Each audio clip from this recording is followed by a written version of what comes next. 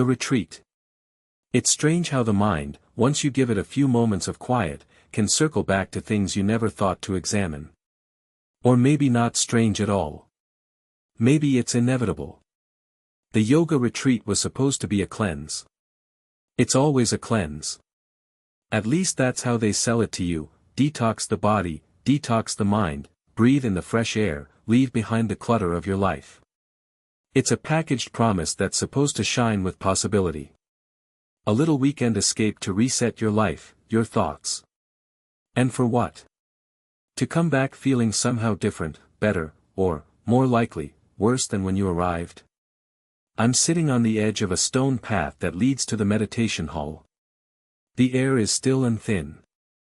The kind of dry, unyielding stillness that you either love or you don't, depending on where you're standing.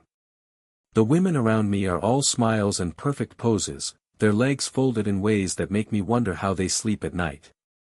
The bright yellow and orange yoga mats scattered in the grass look like something you'd find in a magazine, all the yoga clichés perfectly aligned, but none of it feels real. I look over at the tree in the corner, its gnarled branches twisting up toward the sky. I'm supposed to be meditating. Instead, my mind keeps flicking back to her. Maya. Maya, who had arrived with that effortless air of someone who was always exactly where they needed to be, even if they didn't want to be there. She spoke like the sun was always setting in her favor, like each word she said had been carefully constructed in the silences she inhabited. She didn't rush, didn't fumble with her thoughts. Everything about her made me feel too fast, too loud. I was too much, and she was too little.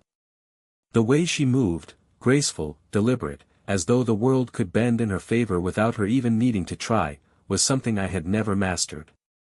She was the kind of person you meet and wish you were but would never be.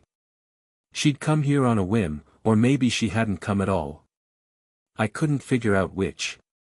She was like that, unpredictable and unsettling. A little too distant, a little too close.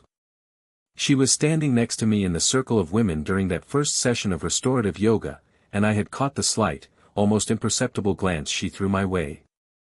Her eyes had lingered, just long enough for me to think I imagined it. We hadn't spoken much since I arrived. There were the usual pleasantries, the way you nod at strangers when you're stuck in a place where everyone is here for the same reason, but no one quite knows why. She had said something about the heat, something about the stillness. But I had nodded and turned back to the others. I didn't want to acknowledge that it wasn't the heat that made my palms sweat, it was her. The retreat was turning into something I wasn't prepared for. Something I hadn't expected. The silence and solitude felt endless, like the walls of the canyon kept whispering secrets I